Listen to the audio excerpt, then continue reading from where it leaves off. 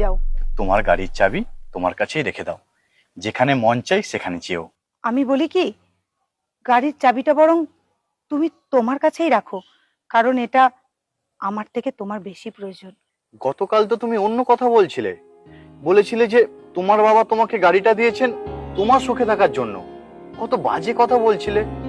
আসলে কাল আমি তোমাকে দেখেছি, তুমি গরমের মধ্যে গাড়ির জন্য কত কষ্ট করছিলে। আমি পরে ভেবে দেখলাম গাড়িটা আমার থেকে তোমার বেশি প্রয়োজন। আর তাছাড়া বাবা তো গাড়িটা দুজনকে দিয়েছে, তোমার আর আমার দুজনের ব্যবহারের জন্য।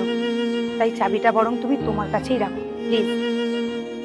বুঝলাম, তুমি তোমার ভুলটা বুঝতে পেরেছো, বাট সরি টু সে, আমি তোমার বাবার দেওয়া গাড়িটা ব্যবহার করতে পারবো না। কেন? আমি তো বললাম আমার ভুল হয়েছে, আমি বুঝতে পেরেছি আমার ভুলটা। প্লিজ আমাকে ক্ষমা করো। ভুলটা তোমার হয়নি, ভুলটা হয়েছিল আমার। আমার কোনোভাবেই তোমার বাবার দেওয়া গাড়িটা নেওয়া উচিত হয়নি। আমি বুঝতে পেরেছি, কাল তুমি আমার কথাতে অনেক কষ্ট পেয়েছিলে। না, একটু ভুল বললে। আসলে কষ্ট আমি পাইনি, আমার আত্মসম্মানে লেগেছিল।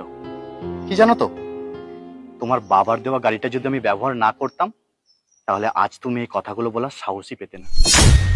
তোমার বাবার যৌতুকের দেওয়া গাড়ি যদি নিয়ে আমি যাতায়াত না করতাম, তাহলে আজ তুমি এই কথাগুলো বলার সুযোগই পেতে না। আসলে কি জানো, বউয়ের বাবার দেওয়া কোনো সম্পদ কখনো নিতে নেই, তাহলে বউয়ের গোলাম হয়ে থাকতে হয়। না, আসলে আমি তোমাকে তা বলতে চাইনি। দেখো রিমি, তোমার বাবা তোমাকে গাড়িটা দিয়েছেন তোমার সুখের জন্য, আমি এটা চাইনি। যেহেতু তোমার বাবা তোমাকে গাড়িটা দিয়েছেন তোমার সুখের জন্য, তাই তুমি তোমার সুখটা বজায় রাখো। হ্যাঁ, কখনো যদি ভগবান আমাকে ক্ষমতা দেন, তখন নয় আমি একটা গাড়ি কিনবো। ওকে, আমি আসছি, অফিসে লেট হয়ে যাচ্ছে।